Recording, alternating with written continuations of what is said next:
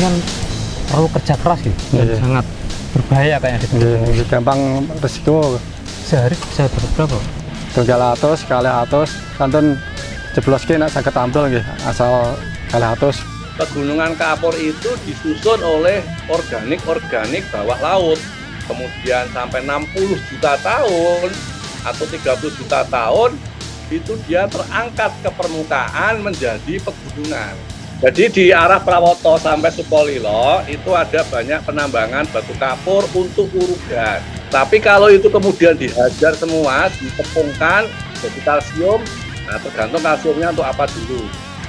Ya, bisa untuk industri kertas, industri semen, industri kaca, industri baja, kemudian industri kosmetika.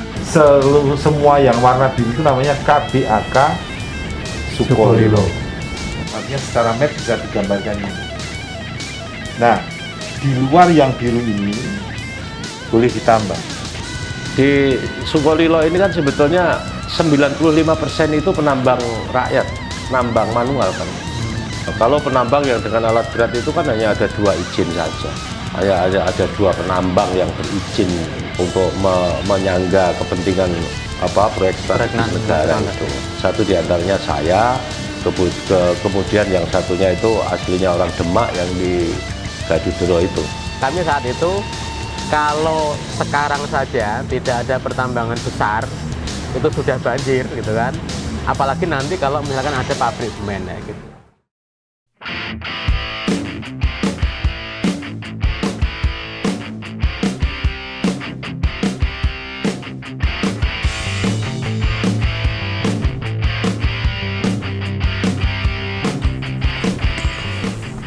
Kendeng Utara adalah pegunungan yang membentang dari Kabupaten Grobogan, Kudus, Pati, hingga di Tuban, Jawa Timur.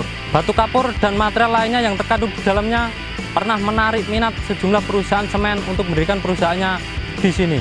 Namun tak satu pun sempat didirikan karena ditentang oleh warga. Penambangan tradisional hingga kini masih tetap berlangsung. Kami akan mencari tahu lebih jauh tentang penambangan di Pegunungan Kendeng Utara ini, khususnya di Kecamatan Sukolilo. Selamat datang di liputan khusus Beta News. Penambangan batuan kapur di Pegunungan Kendeng Utara di Kecamatan Sukolilo, Kabupaten Pati telah ada sejak puluhan tahun lalu. Hingga saat ini sejumlah desa di kecamatan tersebut terdapat beberapa titik penambangan. Tak hanya penambangan tradisional yang dilakukan oleh warga setempat, penambangan modern dengan alat berat juga telah mulai dilakukan. Material tambang berupa batuan kapur dan cadas menjadi komoditas yang sejak dulu dibutuhkan masyarakat di sekitar kawasan. Selain untuk urugan, material kapur yang telah diolah juga dibutuhkan sebagai campuran bahan bangunan. Aktivitas penambangan ini dijadikan banyak warga setempat sebagai mata pencaharian.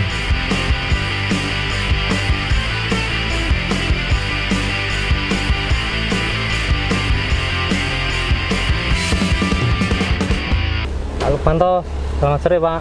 Selamat sore. Kapan kabar Pak? Sehat? Sehat, alhamdulillah. Pak niki jenengan mendeti padas niki, mendeti niki, kapur niki. Iya, selo. Mun dangu Pak. Dalam Gasal belasan tahun. Niki nyun Pak, jenengan asli orang sini. Asli Terang Beki. Pak, ini batu kapur yang diambil apa aja Pak jenengan dari Gunung Kendeng? Nggih niki nggih selane nggih didol selo sing rasake damel padas nggih saged, damel luruk, damel ratan, kalih damel griya saged. Berarti laku semua ini. Nggih. Lah, ini berarti tebing ini jenengan sendiri. Mboten niki wonten sing damel niki pemajikan ya. Sana damel budaya sakit sedoso Ibu. Sedoso Ibu. Yang sama yang punya ini ya. Enggak ada. Yang punya. Ya. Pak, ini kan tinggi ya.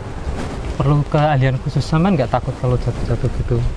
Nggih semesti tiyang nyambut damel nggih takut ning pripun malih wong tiyang nyambut gawe nggih. Nyambut gawe nggih ngaten niki. Nggih wonten nyambut gawe sing wonten sing sae sing mboten mangandung risiko nggih. Seneng nang mriku.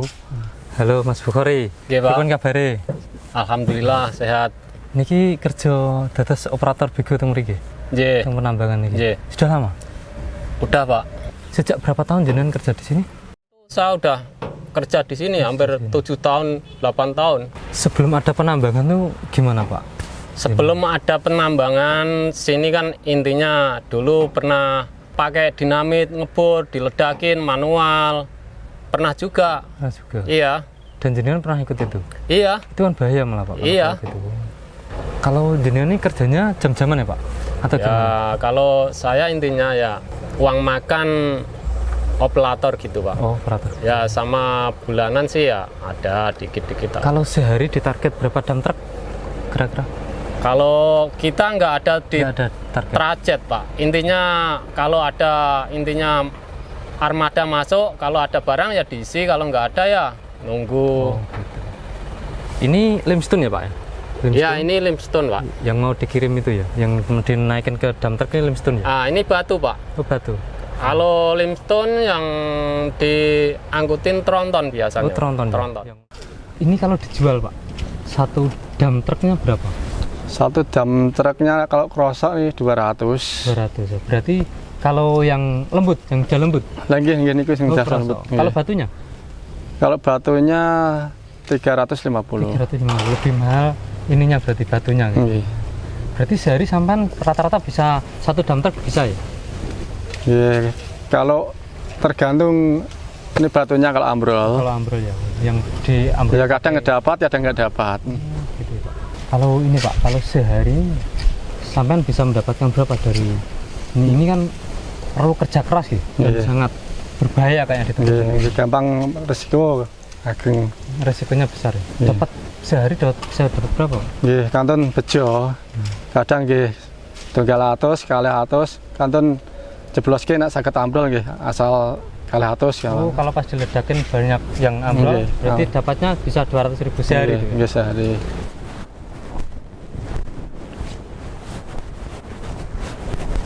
Sahabat kita, inilah yang ditambang oleh warga lereng Kendeng ini ya. Ini merupakan butiran-butiran batu kapur yang masih kecil-kecil, dan ini kalau diselap bisa menjadi padas. Selamat siang Pak Kemat. Selamat siang, Pak. Pak, jenengan ini sing gadah usaha penyelapan ini ya, batu padas nih Pak. Ya, iya. Nyun Pak, jenengan rumahnya mana Pak? Orang mana gitu alamatnya? Nah, aslinya Wegil. Oh, Desa Wegil. Wegil Sukolelepati. Desa Wegil Sukolelepati. Untuk padasnya sendiri Pak, ini yang digiling kan batu kapur, terus Iya. padasnya itu untuk apa ya Pak? Padasnya itu buat bangunan rumah. Yang pertama kan buat pondasi, juga buat pasang bata juga bisa, buat pasang keramik juga bisa. Loh, ini dibuat masang pondasi itu sebagai pengganti apa Pak? Itu sebagai pengirit pasir lah. Oh, pengirit pasir. Pasir kan mahal. Pasir mahal. Pasir salah satu rit kan buat belinya kan bisa nyampe 3 rit. 3 rit. Selisihnya berarti 3 kali lipat ya Pak? Iya, Murahnya ini berarti. iya. Bener. Pak Subari, selamat siang Pak Subari. Ya, selamat siang. Sehat gak Pak? Sehat. Ini jenengan kan lagi bangun rumah nih Pak. Nggih, bangun rumah. Pak, ini kenapa kok milih dicampuri padas Pak? Ada Ya. padasnya ini. Nggih, pisan nggih. Padas niki nggih kuat, irit, kula campur kali pasir ireng. Untuk campurannya sendiri jenengan minta berapa kali berapa? Pokoknya hampir kalau pasang foto, pokoknya sepertigan lah. Sepertigan tuh? Sepertigan yang yang satu padas, yang 2 pasir. Oh gitu. Kalau untuk cor ya pasir hitam semua. Kalau ini yang pondasi nih Pak, ini kan Pondasi. pakai batu kapur juga. Ya pakai batu kapur campur pada pasir. Ada pasirnya juga ini. Ada kesikit-sikitnya. Tapi lebih banyak padasnya. Oh, padasnya lebih banyak. Ya. Pak, lah untuk membeli batu kapur ini dan padas ini dari mana Pak? Ini dari Gilingan sini, pinggir-pinggir jalan ini. Oh, pinggir-pinggir jalan Ya. di sepanjang lereng Gunung Kendeng ya Pak? Iya, lereng Gunung Kendeng ini. Ini batu kapur dan padas ini dari Gunung Kendeng ini Pak? Ya, semua dari Gunung Kendeng. Ya. Pak Sutrimo, niki jenengan selaku apa Pak di bangunan ini Pak? Di proses Selaku kepala tukang. Kalau sekarang Pak harga padas ini kalau beli berapa? Kalau harga padas kalau mobil engkel ya Mas ya. Kalau mobil engkel itu kalau nggak salah tuh 400 lah Mas. Oh, 400 ya. Nah, kalau pasir, kalau satu engkel atau satu truk itu? Kalau pasir Mas, satu truk itu harganya itu 2.500.000. Nah intinya padas itu lebih ngirit. Ya padas ini kan tadinya kan digiling dari batu, dicampur itu lebih lekat, lebih pulen. Berarti orang wilayah sini, Kecamatan Sukolilo dan wilayah Kudus, itu sudah mulai banyak ya Pak yang membangun menggunakan padas Pak? pengganti pasir itu? Alhamdulillah ini sudah nyampe Semarang, Demak. Sudah sampai Jepara, Semarang, Demak, iya. Jepara ya? Oh, pembelinya berarti tidak hanya orang sekitar sini aja ya? Oh, tidak. Berarti sampai Demak, Semarang, Jepara, Purwodadi juga? sudah ambil dari sini, Pati Ambil dari juga. sini. Ya. Banyak warga di kawasan Pati Selatan menjadi pekerja urban untuk mencari penghidupan di tanah perantauan. Tak terkecuali warga di Desa Kedung Winong, Kecamatan Sukolilo. Namun, sejak adanya penambangan batuan kapur di desa mereka, kini sebagian warga memilih untuk menjadi penambang. Hal itu tak terlepas dari semakin banyaknya permintaan batuan kapur untuk bangunan rumah-rumah warga. Selain batuan kapur untuk pondasi rumah, cadas dengan harga lebih murah sebagai pengganti pasir juga banyak permintaan. Penambangan tradisional di Kecamatan Sukolilo mulai masif terjadi sejak tahun 2010. Dengan menggunakan alat seadanya, warga mengambil batuan kapur untuk kemudian dijual. Dalam sehari, warga bisa mengantongi uang sedikitnya Rp100.000. Selamat siang Pak Sudir. Siap. Pak Sudir, mau minta tolong untuk dijelaskan awal cerita atau awal sejarahnya ada penambangan di Gunung Kendeng ini Pak. Saya lahir di sini, di Desa Kedung Winong, Kecamatan Sukolilo, Kabupaten Pati. Saya pernah puluhan tahun sebagai kepala desa di desa ini. Pertambangan yang ada di Pegunungan Kendeng itu dimulai sejak kira-kira 15 tahun yang lampau. Awal saya jadi kepala desa tahun 2000, kira-kira tahun begitu, itu rakyat saya, Desa Kedung Winong ini, 80%-nya angkatan kerja laki-lakinya menjadi tenaga urban. Dia bekerja di kota-kota sebagai tukang batu, pedagang asongan, pedagang keliling, dan seterusnya. Akhirnya saya ngajarin mereka-mereka daripada merantau bertahap. Saat itu saya belikan alat-alat untuk betel, ganco, untuk nambang apa-apa. Jadi dia bisa mengambil bebatuan padas-padas itu di rumah miliknya masing-masing. Berarti di tanah mereka itu? Tanah mereka. Nah, karena tanah mereka itu nggak mungkin dikerjakan sendiri, akhirnya ngajak temennya. Alhamdulillah saat itu terbukti berjalan sampai puluhan tahun bahwa hasil daripada dia mengambil batu padas ini ketika digiling dijadikan pasir itu untuk bahan bangunan, batuannya yang keras itu untuk pondasi, ternyata hasilnya tidak kalah. Selamat siang Mas Pranoto. Ya, selamat siang. Mas, ini mau tanya, di Kedung Winong ini kan ada penambangan nih Mas. Ya. Dampak untuk masyarakat Kedung Winong ini gimana Mas? Dampaknya tetap baik. Karena apa? Dalam penambangan ini yang dirancang jauh sebelumnya, untuk ke depan juga adalah pemberdayaan masyarakat desa, tentunya adalah lapangan pekerjaan. Di situ juga ada penambangan manual dan juga ada penambangan modern. Seperti itu sementara. Maksudnya lapangan pekerjaan itu gimana? Dalam arti masyarakat desa yang manual itu bisa mempunyai usaha sendiri di lahan tanahnya sendiri, tetapi kalau yang modern pakai alat berat itu juga ada izin amdalnya, dia juga akan mempekerjakan warga setempat. Jadi intinya dua-duanya itu bermanfaat bagi warga desa kami ini. Warga Kedung Winong sendiri ini yang terlibat dalam penambangan, termasuk penambangan manual, ada berapa kakak atau berapa warga yang melakukan penambangan manual? Kurang lebih yang saya tahu dalam dokumen-dokumen desa itu juga ada pelaporan untuk ke desa, dia ada 25 orang yang ikut kerja dalam pekerjaan penambangan itu. Itu yang manual. Oh, itu yang manual? Yang manual. Tapi yang modern kita masih baru, karena modern baru kurang lebih berjalan sekitar 4 tahunan, maka kami atas nama desa belum bisa ngomong yang modern ini. Cuma yang manual kurang lebih 25 orang atau kakak. Penambangan ini kan penambangan rakyat. Ya. Kira-kira bisa menyerap tenaga kerja dari warga sini dan sekitarnya berapa ya Pak? Tiap tambang itu Pak?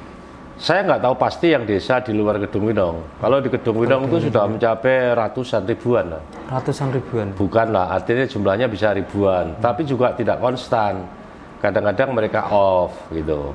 Karena mungkin anaknya nikah di luar kota, baru dibutuhkan lagi bangun apa di Jogja atau mungkin apa, dia off. Jadi bukan formal, ini bukan, namanya tambang rakyat kan tidak ada yang formal. Tetapi 100% memang yang bekerja rakyat setempat.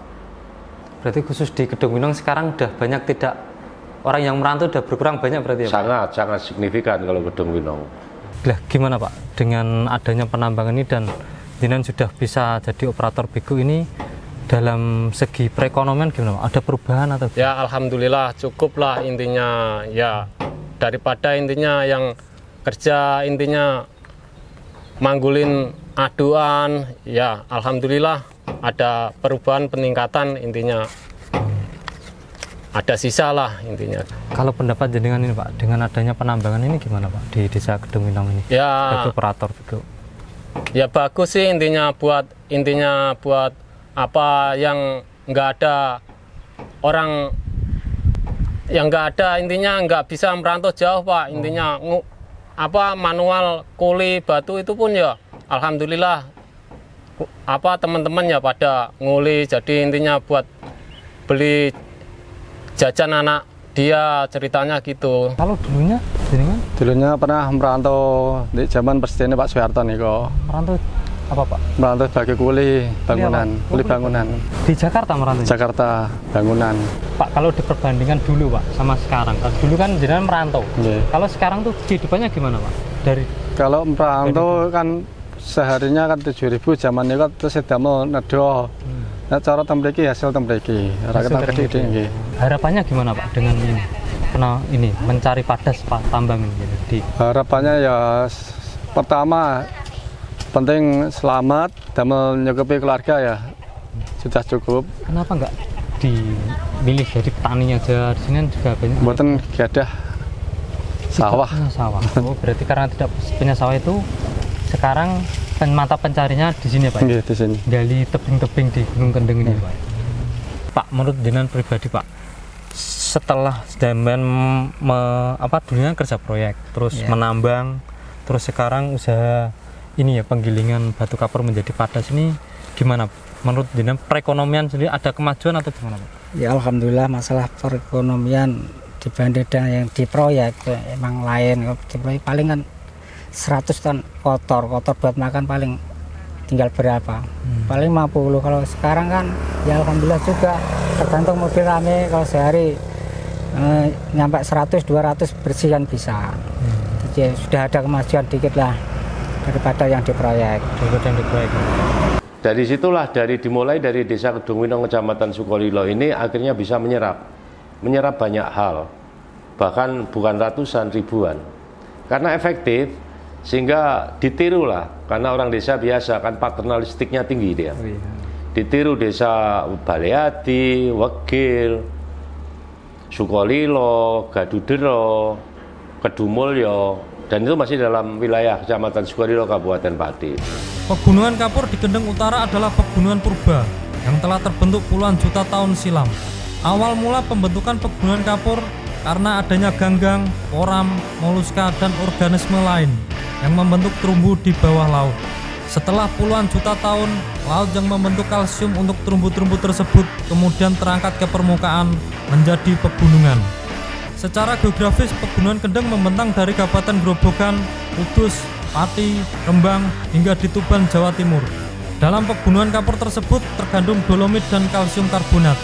Material itu sangat dibutuhkan dalam dunia industri semen, konstruksi, kertas, farmasi, kosmetik, dan banyak industri lainnya. Agus, assalamualaikum Pak. Waalaikumsalam warahmatullahi wabarakatuh. Pak, ini Pak, mau minta dijelasin nih Pak, tentang karakteristik Pegunungan Kendeng Pak. Kendeng itu tidak ada di dalam wilayah Pati, Kudus, Grobogan, Blora, Rembang itu tidak ada. Kalau konten geologi, Pegunungan Kendeng itu deretan perbukitan di selatannya Purwodadi, Gundih, Toroh, Sangiran, ya itu sampai di Nganjuk. Nah, tetapi dalam bahasa publik, isu-isu lingkungan sosial yang terkait dengan pabrik semen, semua yang di utara Purwodadi, termasuk Pegunungan Kapur Utara Rembang itu diklaim sebagai Pegunungan Kendeng. Ini bahasa isu sosial dan industri semen. Kalau sejarah terbentuknya Gunung Kendeng atau Pegunungan Kapur itu gimana ya Pak? Pak? Kalau semua kapur ya itu semua terbentuk di laut. Karena Pegunungan Kapur itu disusun oleh organik bawah laut. Jadi ada ganggang, ada foram, ada moluska, ada keong-keong itu, ya, kemudian banyak sekali yang dulunya kalau modern itu kita sebut terumbu. Nah, tapi karena waktu geologi sampai kita bicara jutaan tahun, 6 juta tahun, kemudian sampai 60 juta tahun atau 30 juta tahun, laut yang dulunya membentuk kalsium untuk terumbu-terumbu, itu dia terangkat ke permukaan menjadi pegunungan. Gimana? Pak, berarti bisa dikatakan wilayah Pati dulu yang ada pegunungan itu dulu laut ya? Laut, tapi laut tidak dalam konteks umur manusia. Kalau dulu laut, iya. Tapi bukan laut yang kemudian membentuk Selat Muria. Ini lain lagi ceritanya. Nah itu, kalau Selat Muria itu modern, Sriwijaya, Majapahit, Demak itu ya. Tapi kalau Pegunungan Kapur itu laut dalam konteks waktu geologi. Ya, jadi belum ada manusia. Kebetulan saat itu saya punya teman sekolah di geolog. Jadi dia tahu bebatuan dan apa-apa. Berawal saya ngomong-ngomong dari mereka, sebetulnya potensi gunung yang kering kerontang cadas ini untuk apa sih? Setelah dia dilakukan lab, ternyata banyak kadar kandungan kimianya. Tapi satu diantaranya adalah CaCO3. Kalsium ya. Kalsium. Di Gunung Kendeng itu berdasarkan analisa ahli-ahli geologi yang diperkuat dengan hasil lab kandungan mineralnya dari Sukovindo, itu kan isinya memang bebatuan, itu CaCO3 limestone. Limestone itu yang pembungkusnya, limbahnya. Tapi orang sini kan nggak ngerti mau tanah uruk, dibikin sama dengan tanah, bukan. Apa keistimewaannya ketika dia buat nguruk, kemudian ada pemadatan, itu turunnya itu sangat kecil sekali. Yang dihasilkan penambangan manual itu sendiri, masyarakat warga itu menghasilkan apa ini? Ya, menyambung lagi, untuk penambangan manual di desa ini, warga desa kami ini menghasilkan satu, batu putih atau untuk pondasi sebuah proyek rumah. Yang kedua adalah pasir putih untuk mengantisipasi karena pasir hitam juga harganya mahal. Terus yang terakhir itu adalah limbah, minimal bisa buat urukan atau bahasanya limestone untuk urukan-urukan kawasan pabrik dan lain sebagainya. Jadi ada 3 manfaat. Dan itu laku semua? Laku semua. Karena memang itu kebutuhan. Kalau di Pegunungan Kapur sendiri itu kandungannya ada apa aja sih Pak? Karena namanya Pegunungan Kapur, maka kandungannya kapur, titik. Jadi di arah Prawoto sampai Sukolilo itu ada banyak penambangan batu kapur untuk urugan. Sebagian dihancurkan untuk pupuk. Ada dolomitnya. Dolomit itu Mg. Memang batu kapur itu muskimanya Ca, Mg, CaCO3. Kalau Ca-nya besar, dia kapur. Kalau Mg-nya besar, itu dolomit. Tapi kalau itu kemudian dihajar semua, ditepungkan jadi kalsium, nah tergantung kalsiumnya untuk apa dulu. Ya, bisa untuk industri kertas, industri semen, industri kaca, industri baja, kemudian industri kosmetika. Selain padas itu yang dihasilkan itu biasanya diolah menjadi apa lagi Pak, jenengan Pak? Sekarang ini yang baru kita coba, kita membuat bata interlock namanya. Nah, kalau dengan limestone ini kami bekerja sama dengan UNBRA, Universitas Brawijaya di Malang, itu kita tekan hidrolik dengan 30 joule itu, 30 ton, itu tanpa pembakaran. Untuk kualitasnya sendiri Pak, bata itu lebih bagus mana sama bata ini yang kebetulan ada contoh, kualitasnya kalau bata standar PU, biasa sekarang kan batu bata, kemudian pakai hebel kan, itu K-nya, kadar kekerasannya kan 20. Ini batu bata yang saya omongkan interlock ini, K-nya itu K200. Nah ini kalau pernah jalan-jalan atau lihat film lah di Eropa, ada namanya kastil, benteng, itu dari ini. Cuman di Eropa sendiri sudah tidak ada habis potensi limestone itu, dia ngambil dari Rusia saat ini. Dan ini bahannya murni dari sini semua? Oh iya, 100% dari sini. Dan ini penggunaannya kan tidak usah pakai aduan ketika dipasang, itu catok-catokan karena teknologi kayak candi itu. Pemerintah pusat melalui Kementerian ESDM telah menerbitkan Permen ESDM nomor 17 tahun 2012 yang kemudian diganti dengan Permen ESDM nomor 2641 tahun 2014 tentang KBAK kawasan Bentang Alam Kars Sukolilo. Dalam peraturan tersebut, pemerintah menetapkan sejumlah kawasan bentang alam kars di Kabupaten Pati, Grobogan, dan Kabupaten Blora. Penetapan kawasan lindung tersebut didasarkan pada keberadaan eksokars dan endokars. Eksokars berupa perbukitan kapur, telaga, dan mata air permanen. Sedangkan endokars berupa gua berair yang diperkirakan tersambung dengan aliran sungai bawah tanah. Dalam peta geospasial yang terlampir dalam peraturan menteri tersebut, terlihat kawasan yang dilindungi dan tidak boleh dilakukan penambangan. Namun, ada sejumlah kawasan di Pegunungan Kendeng Utara berupa batuan kapur yang tidak masuk dalam KBAK, yang artinya boleh ditambang. Selamat sore Pak Jarwanto, selamat sore Pak Agus. Sore Mas Rabul. Pak, ini Pak, mungkin bisa dijelaskan tentang regulasi penambangan Pegunungan Kendeng, Pegunungan Kapur Utara, Pegunungan Kendeng Utara Pak, yang di Kabupaten Pati itu Pak. Kalau penambangan yang di wilayah Kendeng Utara atau yang di Pati itu merupakan memang daerah yang memiliki banyak potensi tambang di sana. Tapi juga ada wilayah yang masuk wilayah-wilayah yang dilakukan konservasi, yang merupakan daerah-daerah yang secara geologi memiliki nilai spesifik, khususnya di kawasan Gamping yang telah mengalami proses kartifikasi. Mungkin bisa disebutin Pak tempat-tempat yang itu Pak.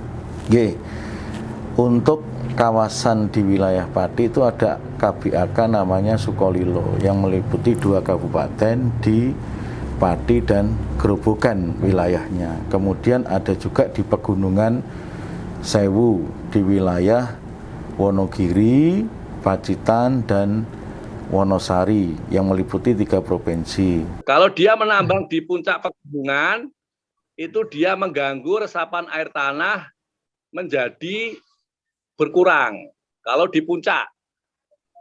Tapi kalau di tubuh gunungnya, di tengah, di badannya, itu 50-50. Bisa mengganggu, bisa tidak. Kalau di kaki, tidak. Kakinya dipotong, tidak masalah. Karena di Gunung Kapur, dia masuk dari atas, kakinya biasanya jadi tempat keluarannya air, bisa berupa mata air, dan sebagainya. Jadi kalau dia mengganggu di atas, dia akan terganggu di dampak, di bawah. Tapi kalau dia mengambil di bawah, di atas utuh, tidak ada masalah. Yang kedua, tergantung luasannya. Nah, seberapa luas itu dihitung. Kalau luasnya tidak terlalu luas, maka sumber-sumber air di area yang tidak ditambang masih bisa memasukkan air. Kecuali ditambang semuanya, tidak mungkin. Pasti ada area yang dialokasikan dan area yang tidak boleh. Jadi, maka di dalam konteks ini, pemerintah menggunakan peraturan kawasan bentang alam khas untuk daerah Kapur. Mana yang boleh ditambang dan mana yang tidak boleh. Kalau untuk regulasinya Pak, itu ada ketentuan tertentu nggak Pak kalau ditambangin di Gunung Kendeng sendiri Pak? Kalau berbicara tentang regulasi tentu kan baku ya, meskipun sudah berubah-ubah. Tentang pertambangan dulu kan kalau bicara tata ruang itu kewenangannya kabupaten. Tahun berikutnya kemudian ditarik SDM provinsi. Sekarang ini setelah lahirnya Undang-Undang Cipta Kerja yang banyak dikenal Omnibus Law, sekarang ini regulasinya seluruhnya perizinannya ditarik ke pusat. Jadi perlu dipahami bahwa regulasi tentang pertambangan dalam hal ini itu sangat membingungkan, Tentu ada, di mana ada KBAK kan, kawasan mana yang boleh ditambang, boleh tidak, ada KLHS. KLHS ini juga tumpang tindih, di mana provinsi mempunyai KLHS sendiri, sementara pusat punya KLHS sendiri. Kewenangannya di mana? Sekarang juga baru berebut. Jadi kalau ditanyakan kepada saya, KLHS-nya tentu ada. Apa regulasi tentang pertambangan tentu ada. Kalau ingin tahu detail tentu ya tanya yang dalam bidangnya kan. Intinya itu. Jadi saya kira kebijakan-kebijakan itu tidak sepenuhnya kewenangan kita sendiri, tetapi juga kewenangan dari kabupaten, khususnya di dalam penataan ruang. Kita memberikan advice atau memberikan saran-saran bagaimana daerah mana yang bisa diusahakan, daerah mana yang tidak bisa diusahakan, dan juga ada penetapan-penetapan dari pemerintah pusat atas daerah-daerah yang harus dilakukan konservasi atau dilindungi. Kalau di pegunungan Kendeng yang Pati itu, khususnya Kecamatan Sukolilo itu mungkin daerah-daerah mana aja Pak yang memang diperbolehkan untuk ditambang itu? Ya, itu ada delineasinya, ada delineasi yang sudah ditentukan, tentunya nanti harus disebutkan dengan peta, karena kalau di garis itu kan nggak seluruhnya bisa disebutkan secara administratif, satu kecamatan terus KB nggak juga. Kita harus sudah ada peta yang ditetapkan oleh keputusan Menteri mengenai kawasan bentang alam Kars. Semua yang warna biru itu namanya KBAK Sukolilo. Jadi kalau orang geologi itu kalau menyebut Sukolilo itu berarti bukan di Kecamatan Sukolilo, tapi prototipenya Sukolilo dikenalin dan kemudian pasti diputuskan tadi wilayahnya tadi. Artinya secara map bisa digambarkan ini. Nah, di luar yang biru ini boleh ditambang, dan itu pun dengan syarat-syarat tertentu. Kenapa Sukolilo wilayah ini Pati Selatan menggunakan alat berat, kemudian banyak konsesi izin-izin yang diterbitkan? Karena pertimbangan utamanya adalah dalam rangka menunjang pembangunan proyek strategis negara. Apa itu? Adalah adanya keberadaan jalan tol dari kelanjutan dari Cirebon Semarang. Cirebon Semarang Demak, itu kemudian Semarang Demak kan. Setiap hari itu dam truk itu yang untuk pengurukan tol tuh butuh berapa ya Pak kalau di sini Pak? Bisa mengeluarkan? Enggak tentu. Karena dipengaruhi banyak hal. Tapi rata-rata pasti 50 itu pasti. 50. Sekitar 50 truk indeks 8 itu pasti. Di Sukolilo ini kan sebetulnya 95% itu penambang rakyat, nambang manual kan. Kalau penambang yang dengan alat berat itu kan hanya ada 2 izin saja. Ada 2 penambang yang berizin untuk menyangga kepentingan proyek strategis negara itu. Satu diantaranya saya, kemudian yang satunya itu aslinya orang Demak yang di Gadudero itu. Undang-undang itu bukan hanya wet, itu bahasa Belanda. Artinya bukan hanya apa yang tertulis, apa yang diatur, tetapi undang-undang itu asas keadilan. Oleh karenanya ketika dikorelasikan dengan regulasi yang namanya tambang untuk rakyat, untuk makan dia sehari-hari itu tentu belum ikut regulasi itu. Bahkan dia nggak mampu. Ketika dia mengikuti regulasi itu jelas tidak kuat, dia nggak makan. Wong hari itu untuk makan hari itu diambil di pekarangannya sendiri. Saya paham meskipun tanah sendiri itu tentu enggak. Pegunungan Kendeng Utara di Kabupaten Pati pernah menjadi incaran beberapa perusahaan semen nasional untuk ditambang. Namun, penolakan warga melalui sejumlah aksi hingga gugatan ke pengadilan membuat perusahaan semen urung mendirikan pabriknya. Warga saat itu menolak pendirian pabrik semen di Pegunungan Kendeng Utara karena alasan lingkungan. Penambangan pegunungan kapur di wilayahnya dinilai akan merusak kelestarian alam. Kini para penambang di Sukolilo berharap tidak akan ada lagi rencana pendirian industri semen di wilayah mereka. Pegunungan kapur yang saat ini menjadi tumpuan ekonomi banyak warga diharapkan bisa dikelola secara mandiri untuk kesejahteraan mereka. Selamat sore Mas Husaini. Sore Mas. Mas jenengan ini sudah menyoroti tentang eksploitasi Gunung Kendeng ini sejak kapan nih Mas? Jadi saya untuk urusan Kendeng itu sejak tahun 2005 itu udah masuk ke sana. Jadi kalau dulu itu kan isunya kan banjir. Ya diantaranya karena praktek-praktek pertambangan yang ada di wilayah Pegunungan Kendeng itu kayak gitu. Ketika kami ngomong soal banjir, kemudian ngomong soal ancaman bencana di wilayah situ, di pertengahan jalan itu ada isu tentang rencana pembangunan pabrik semen kan gitu. Makanya kemudian kami merespon karena pikiran kami saat itu kalau sekarang saja tidak ada pertambangan besar itu sudah banjir gitu kan. Apalagi nanti kalau misalkan ada pabrik semen ya gitu.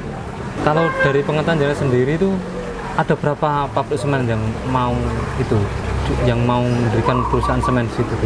Yang mau dan sudah mengurus izin itu 2. Yang pertama itu Semen Gresik yang sekarang jadi Semen Indonesia itu.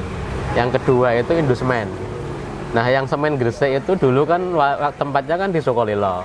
2013 itu Semen Gresik memutuskan untuk tidak melanjutkan.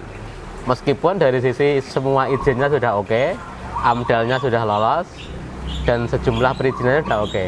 Tetapi karena penolakan yang masif dari masyarakat dan kemudian terakhir itu karena dia kalah di pengadilan di Mahkamah Agung. Nah, dia masyarakatnya menang kayak gitu. Setelah Semen Gresik hengkang itu di masa masyarakat yang menolak itu seneng gitu kan, lega ini udah nggak ada semen gitu kan. Di tengah-tengah perjalanan itu Indosemen masuk tetapi tidak di Sukolilo, di wilayah Tambak Romo dan Kayen. Tapi terakhir itu kalau yang Indosemen ini dari sisi legal hukum itu terakhir itu Indosemen menang. Jadi kami gugat lagi juga dengan Indosemen itu dan di pengadilan itu Indosemen menang. Artinya secara izin itu sekarang ini Indosemen mengantongi sebenarnya.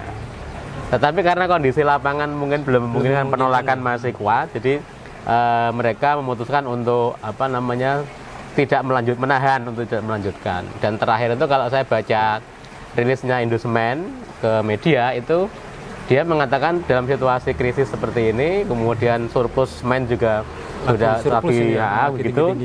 Dia mengatakan bahwa 5 tahun ke depan dia tidak akan bikin pabrik semen baru kayak gitu. Itulah mengapa saya setuju di awal membuat gerakan bahwa ketika pabrikan besar, korporasi seperti Semen Indonesia, Semen Gresik saat itu, kemudian sekarang ini wacananya Semen Indosemen yang mau masuk sini, kita nggak boleh. Karena apa? Ini biar dinikmati oleh putra-putri Kendeng sendiri, sesuai dengan kemampuannya secara bertahap. Karena saya nggak mau nasibnya rakyat sini itu seperti di Gresik di tahun 80-an. Gunung Kebumas itu segitu tingginya, dibeli hanya waktu itu 1 meter 10 rupiah, zaman Orde Baru. Sekarang ini sudah jadi rata dan berubah jadi pabrik-pabrik, jadi perumahan-perumahan, penduduk aslinya minggat. Bedanya apa Pak dengan penambangan ini dengan yang semen itu, perusahaan besar itu Pak? Kalau orang pribadi sini? Kalau penambangan ini kan murni melibatkan rakyat, sehingga nilai ekonomisnya dinikmati rakyat sebesar-besarnya. Rakyat maksud saya rakyat setempat. Kalau sudah masuk korporasi, pabrik semen, mereka kan SDM-nya, sumber tenaganya kan diganti mesin. Kalaupun dia menyerap tenaga kerja, tentu yang kompeten dong. Ujungnya rakyat sekitar sini karena SDM-nya rendah apa? Ya jadi satpam, jadi tukang jualan-jualan makanan, tambal ban dan seterusnya. Lebih baik sumber daya mineral ini, sumber daya alam itu secara lambat biarlah dikelola oleh putra-putri desa setempat. Makin lama kan makin pinter dia, makin maju. Siapa tahu besok setelah sekarang ini bapaknya hanya menambang batu, dijual batu, tapi besok bisa diolah untuk kalsium, digiling menjadi mes mikron misalnya sampai mes 2000. Itu harganya bukan rupiah, dolar itu di luar negeri. Jadi memang penolakan pabrik semen itu memang untuk menjaga itu Mas ya? Sumber air atau untuk apa itu? Ya tidak hanya soal menjaga sumber air ya. Atau dalam konteks ketersediaan air memang ya dia menjaga sumber air. Tapi di sisi lain itu juga bicara soal ancaman bencana. Jadi kalau saya itu kan sebenarnya kan konsennya kan bukan soal tambangnya, tapi soal bagaimana kemudian menghindari ancaman bencana ini.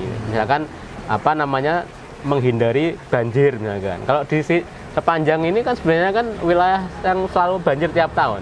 Dan saya akhirnya menghitung, jadi waktu kemudian tambang mulai marak itu sejak tahun 2010 itu intensitas banjir di wilayah Kayen dan Sukolilo itu semakin hari semakin bertambah, baik frekuensinya maupun besarannya kayak gitu. Waktu saya dengan Yayasan SIP itu pernah bikin semacam kesepakatan dengan teman-teman di Provinsi Jawa Tengah itu untuk melakukan monitoring bersama. Jadi kalau memang misalnya masih ada tambang-tambang ilegal yang berjalan, itu setiap 3 bulan sekali kita sepakat untuk melakukan monitoring. Tetapi ternyata mereka nggak melakukan kayak gitu. Dan selama ini seakan-akan ya memang dilakukan pembiaran, jadi kayak dibiarkan begitu saja. Dibiarkan itu mungkin karena mereka berizin atau gimana? Mungkin bisa saja kan mereka berizin sehingga dibiarkan kan gitu. Iya, kalau misalkan tambang yang di Kedung Winong misalkan ya, di wilayah-wilayah yang kayak di Kedung Winong, Baleadi itu sebagian ada izinnya kayak gitu. Dari sisi itu iya, tapi persoalannya kan ketika diberi izin itu kan dia kan tidak dianalisis gitu. Jadi artinya bahwa ketika pemerintah memberikan izin itu dia tidak melakukan analisa tentang risiko-risikonya.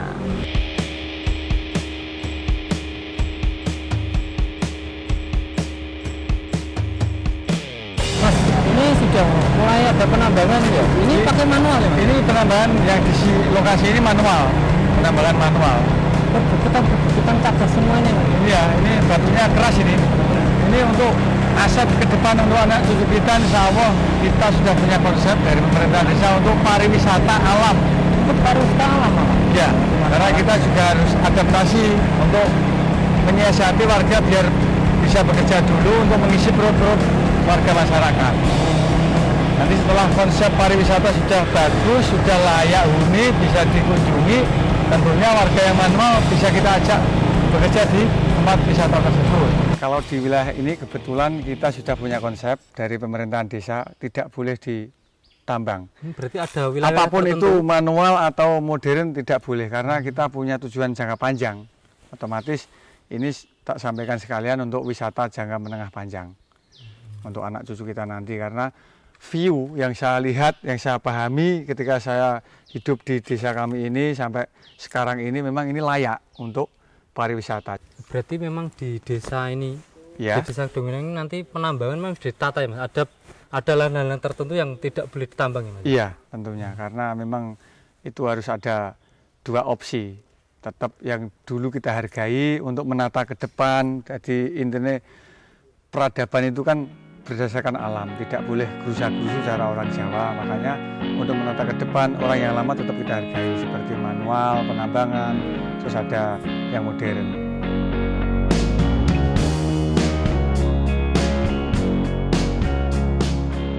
Pemerintah pusat melalui Kementerian SDM telah menerbitkan Permen SDM nomor 2641 tahun 2014 tentang bentang alam kars Sukolilo. Dalam aturan tersebut juga tercantum peta kawasan mana yang boleh ditambang dan yang tidak boleh ditambang.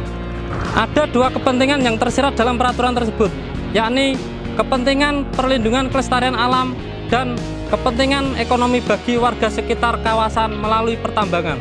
Sampai jumpa di liputan khusus Beta News selanjutnya.